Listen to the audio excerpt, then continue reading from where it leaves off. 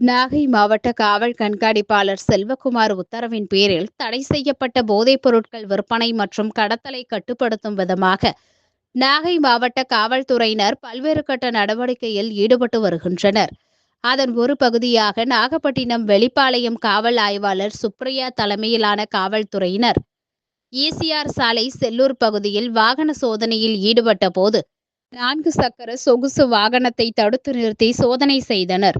அப்போது தடை செய்யப்பட்ட போதை புகையிலை பொருட்கள் கடத்தி வந்தது தெரிய வந்தது.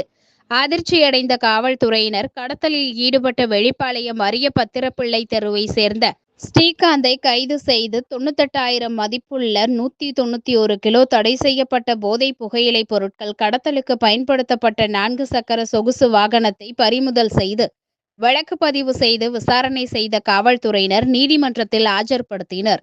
இதுபோன்ற புகையிலை, குட்கா மற்றும் பான் மசாலா ஆகியவற்றை கடத்தல் மற்றும் விற்பனை தொடர்பான குற்ற செயல்களில் ஈடுபடுபவர் மீது கடுமையான சட்ட நடவடிக்கையின் கீழ் கைது செய்யப்படுவார்கள் என நாகை மாவட்ட காவல் கண்காணிப்பாளர் செல்வகுமார் எச்சரிக்கை விடுத்துள்ளார்.